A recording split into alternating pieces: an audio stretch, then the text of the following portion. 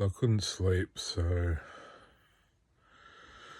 I'll talk a bit louder because I don't know if you can hear it properly. But so yeah, got up, had a Coke, bowl of ice cream, 2 pieces of toast, another can of Coke. Yeah, I should be right now. What is it, 4 a.m? Oh my god. I put the air conditioner on and maybe it'll help. I should have thought of that earlier. I got a good feeling from that last video. Usually I get real negativity feelings back, but they don't last, it passes, but just get a real bad vibe. But that one wasn't such a bad vibe. Maybe someone saw it. I don't know. I don't even know if anyone sees my videos, but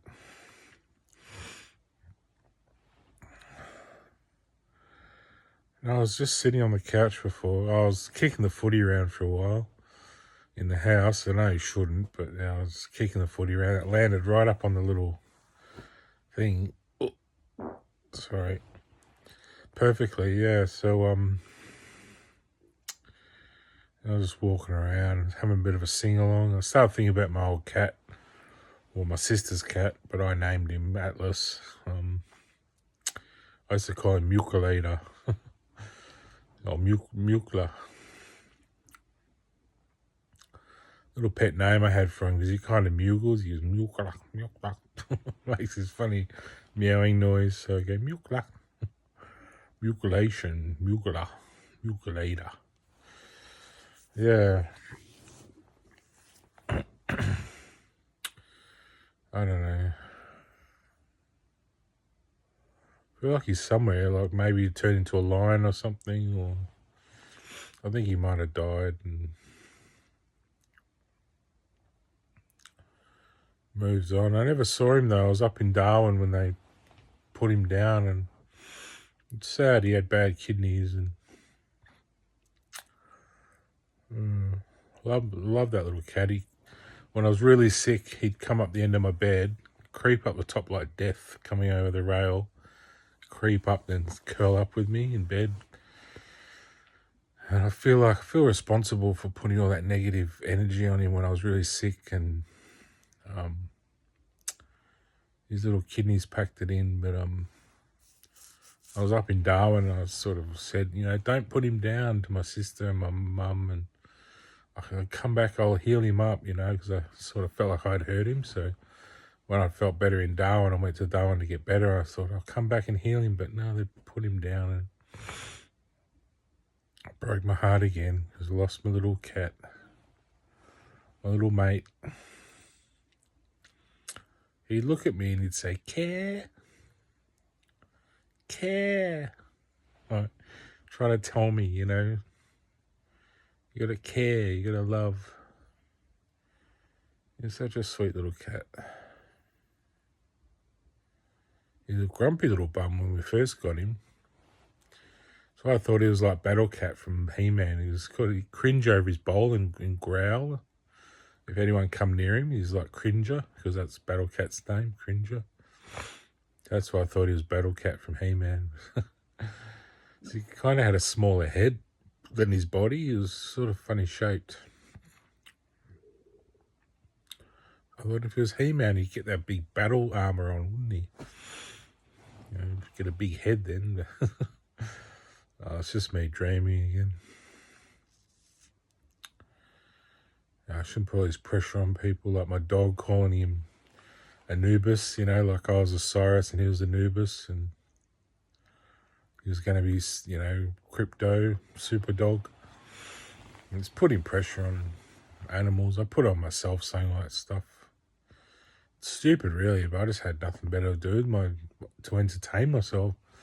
Trying to keep myself interested in life and movies, and sort of exploring ideas about evolution and where life might be heading, because I felt like I was at a dead end. So I was like, where's it going to go, I felt like I sort of got to the end of my life. I'd sort of accelerated through it all and sort of missed a lot of stuff, but I thought, what did I really miss? A whole lot of Yahoo parties and stuff, and what did I really miss? So I just started to value what I had done, and that's when I realised I lived the perfect life. I did everything right. So I just realised I acknowledged all the stuff I'd done in my life was really good. I'd learned a lot. I'd done really what I set out to do, because when I was younger, I wanted to know what it's like to be the Buddha, so be enlightened, and sort of, I don't know where that come from, whether that was a negative influence from sort of Asian like people around me that sort of maybe I shouldn't have been exposed to or something, but I took it on, and I sort of went through enlightenment myself, went through a miserable sort of enlightenment, but often it is, you can't really tell how it's going to go, so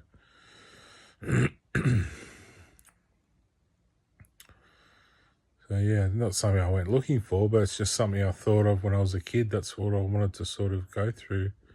I always had that inquiring mind about spirituality or the meaning of life, or sort of, I think other people get caught up in parties and fun and work, and they don't sort of think about it, whereas I used to sit and meditate on it.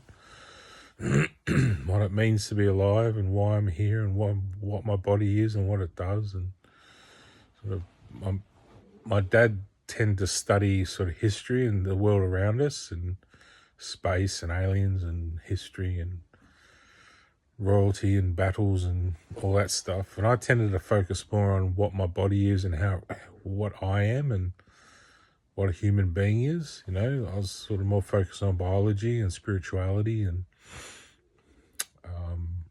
after a while I sort of ventured into other stuff.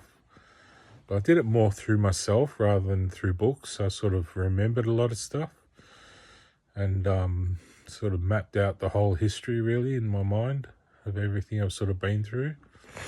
So that was interesting. I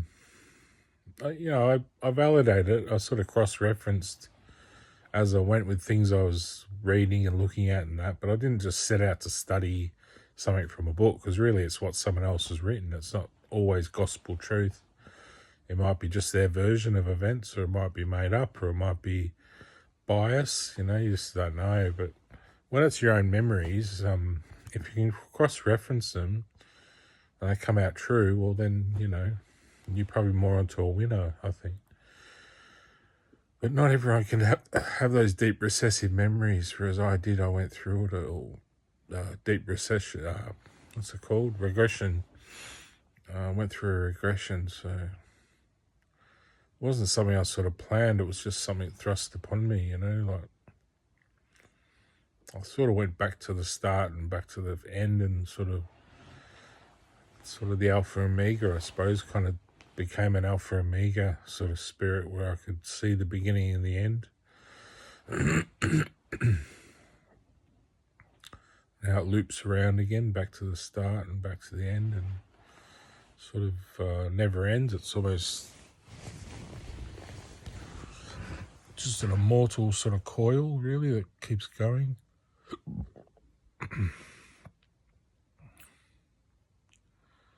It's a funny shape, the universe. I can see it just sort of turning.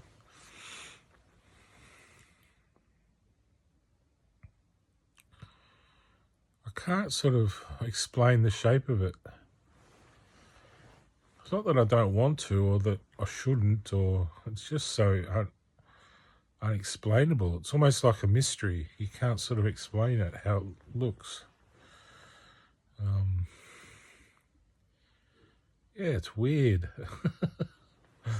You sort of think it's somewhere else, and yeah, it's a funny shape. What can I relate it to?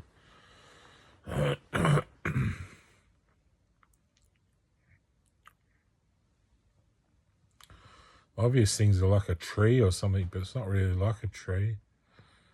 Or like an octopus, or like a human being, or a heart, or a brain, or there's nothing like any of those things. It's a weird shape. Yeah, it's funny. And it's sort of like its own unending darkness, but it doesn't really go anywhere. It's just there, you know. Time and space exists within it, so there's nothing really. You move through time and space, you can't get anywhere because that's where time and space exists, is where you are, you know. So you can't go to time and space because you're in time and space, you know what I mean? There's nothing, there's nothing out there. It's that's where it exists, you know, where you are. It's funny how it sort of moves. Yeah, it's funny.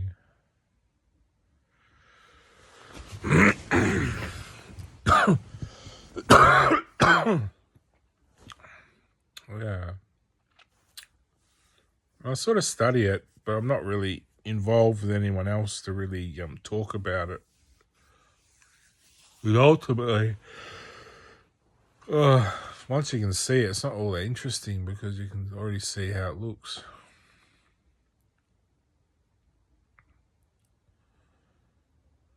It's like saying,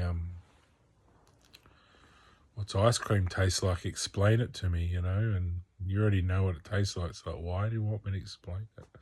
Just go have some ice cream.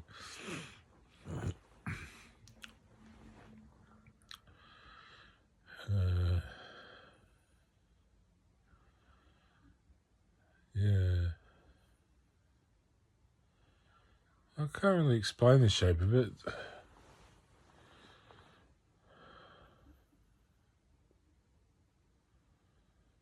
It's like everything's sort of, it looks like everything's, you know, the constellations always stay sort of roughly in the same places. That's what it looks like when you look out, right? It looks like you're seeing stars all across the night sky like that, but really,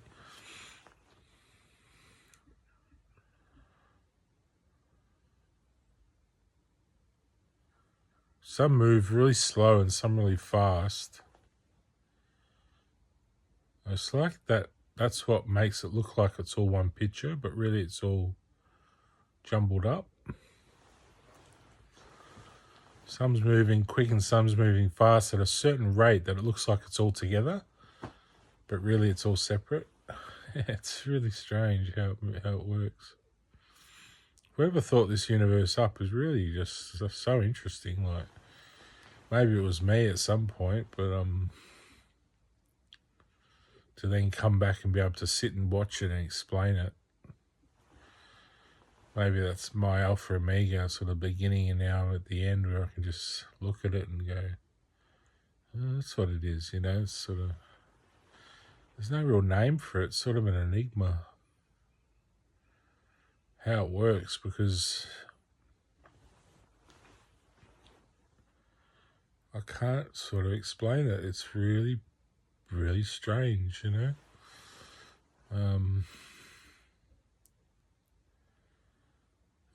What can I relate it to? Maybe popping corn or something. Maybe like a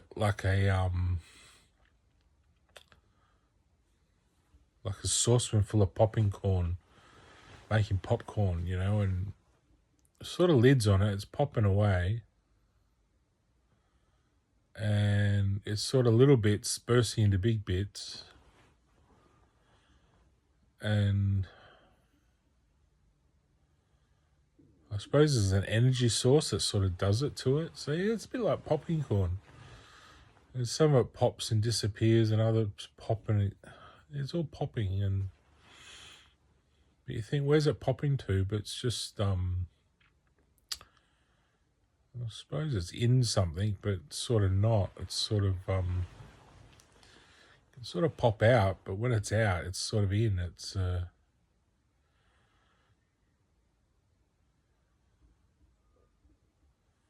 don't really create the space from the popping corn, but the corn fills the space, and that's where space is. And outside of that, there's no outside of that. That's where it is. So you try and see outside of it, all you see is more of where it is.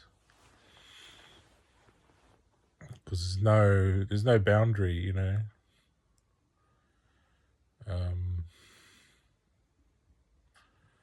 How do you describe a shape? The shape of something with no boundary. The shape's within itself, so there's no edges, you know. It's I just got a picture of what it would look like. I saw a baseball glove, but it's nothing like that. But it's kind of something that reminds me of it. I saw like a picture of a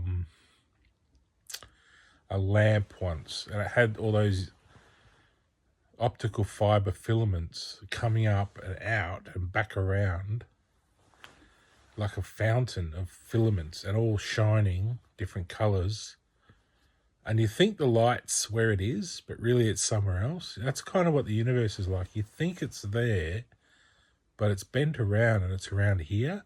So you're seeing through an optical fiber to somewhere else.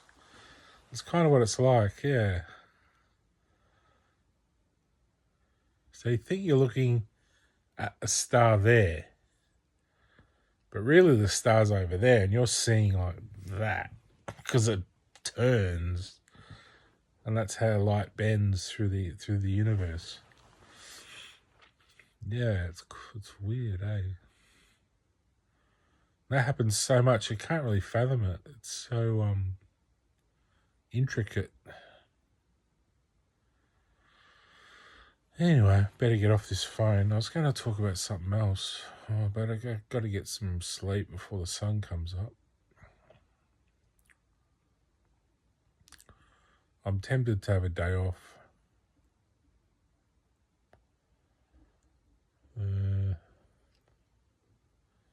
What have I got on a Tuesday?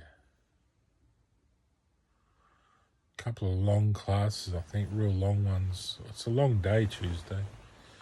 Well, that might be Wednesday, I'm thinking of. This might be the short day. One or the other.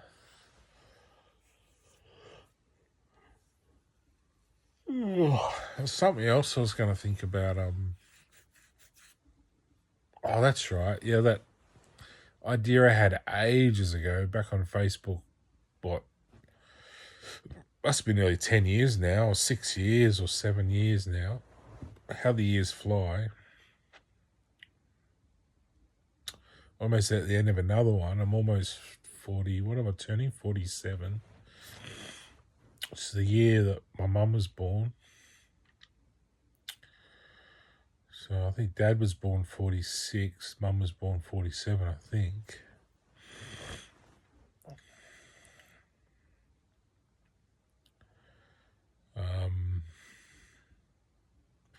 Yeah, I had this idea I put on Facebook ages ago. No one really responded. No one used to respond to my posts that much. They'd say, "Oh, that's good," or "Hi," or I always want to get in good conversations with people, but no one wanted to put anything on there. And it's probably for a good reason, but it's a shame. I mean, I'd love to have good convos, but I suppose you just got to do it in person, you know. I suppose I'm a bit of a nerd at heart. Like, I'm not so good at making the actual content, but I want to believe in it. I want to believe in the future of sci-fi, that it can all work and be really industrious and really good without harming the planet, you know. I really want to believe in that. I'm just so disappointed, really, in how computers implemented. It's not that they've done a bad job. It's just I can see that could be done so much better, you know. So I get a bit annoyed, a bit frustrated. I say we should be further ahead by now, and it just feels like we're being crippled. But yeah, I had this idea for how to recreate the coastlines and rebuild continents. So I thought, what are we doing with all this rubbish? All our waste, you know? We've got tons and tons of metal and plastic and, you know, papers and wood and steel and all this sort of stuff, all electronics and clothing, and it all comes from the earth. And I thought, we're sort of churning it up off the earth and then just throwing it back as rubble. So we're not really making anything with it. We should become more like, not threadworms, what are they called? Silkworms or something. We should become more like a, more like a creative sort of little bug on the planet that's out building something with all this waste, I thought this idea that a strong sort of formation's like a snowflake. So, that shape, it's sort of like circular with things coming off and then little prongs coming off each one, and sort of creates a webbing. I thought if we just put a bit of energy into sort of rebuilding the coastline and rebuilding the continents, and piling our waste into doing that, then you could actually build more land mass. And people had just fobbed that off straight away because they see the negatives. Straight away they say, you can't do it. Can't do it. Nah, you can't. We wouldn't be able to do it. Break off, and the ocean would smash it. But a bit of science, you could work out how to sort of rebuild coral reefs first, and because the oceans go out a fair way before they drop off into the real deep ocean, But what you're hoping to do is create a structure, because we've got inland deserts, right? What plants do in the centre of Australia, they push the way out to the ocean. They're constantly moving. All the root systems are pushing the way out to the ocean, right? So if there's no soil in the middle, what it's doing is breaking off all the soil to sand and pushing it out, and it's not generating enough new soil to regrow these plants and that, and so you got these receding sort of ever receding forest areas and ever growing sandy deserts and arid areas and that, and it's not just heat, or it's not just climate change, it's just a lack of soil. We don't have enough plants in the deserts to create soil, because plants create soil, and different microorganisms, and it's all the mulching of all the trees, and that creates all the dirt. So that said, you need that system in place to sort of push the soil out to the edges, out to the continent. So that's how continents survive. If you cut that back, the continent will slowly recede and just keep sort of dying and breaking away, and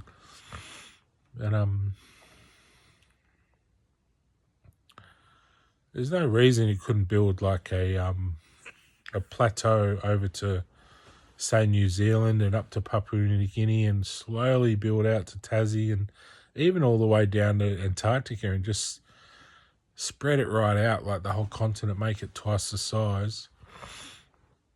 I'm talking about Australia so far. You could do it anywhere else. But build them so big that eventually you just have little rivers between everything. And what you do, you build up the land mass higher and higher into like Coney Islands. So almost like little mountains, each island, like Australia would be a big mountain, and you can sort of build houses all in there in the mountains and sort of live in the structure in the center of the continent, and have lots of plants and lots of dirt and all that, sort of keep building on top of there, and it pushes out and goes out to the coastlines.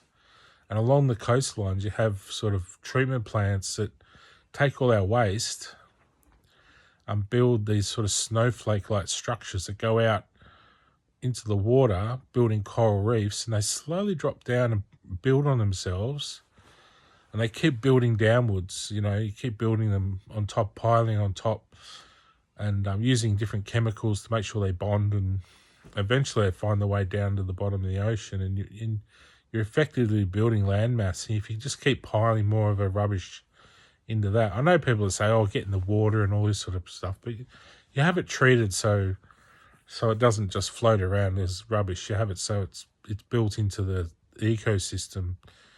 Yeah, you got to study it to figure out what fibers and what materials would go where to build this sort of structures. But eventually, the coral reefs that eat all the metals away and turn into coral, and from there, it'd suck all the sand in and all the dirt, and you'd end up with more coastline. And so yeah, I just think it'd be a beautiful sort of way of rebuilding Earth, and from there you could do anything. Rebuild the whole solar system, even drag Mercury and Mars out of that orbit, rebuilding them that way and in a real positive way.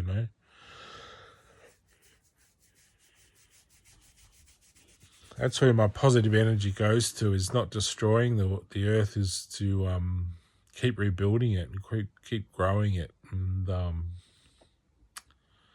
we get caught up in worrying about Aboriginal land rights, over keeping the world the way it is. But I think we're here to change the world. It doesn't have to be a negative thing, a negative impact on the environment. You can make it even better for animals, have more habitats, more places for them to live. They must get sick and tired of just living eating grass. I mean, just sitting around eating grass. I mean, they want to challenge themselves too, like climbing mountains and living amongst us and going in the bush. And you could have a really interesting world for them as well. I mean, there's no reason why it has to stay the way it does. All animals build stuff, especially things like beavers and termites and birds that nest, and they know how to build things. They have those skills, the basic skills of building, but they just don't have the opposable thumbs to carry things very well. So they have trouble using tools, but they can use their beaks and mouths and things. Anyway, that's just what I wanted to talk about there. Just rebuilding the Earth that way. I think it'd be really, really good. I hope someone hears that video too. But the other one felt good. It felt like heard by someone nice that liked it, instead of just probably trying to throw it back at me or something. But they're all from the heart. They're all meaningful, helpful videos. I'd try and make them interesting, but what can you do stuck at home? I do my best. See ya.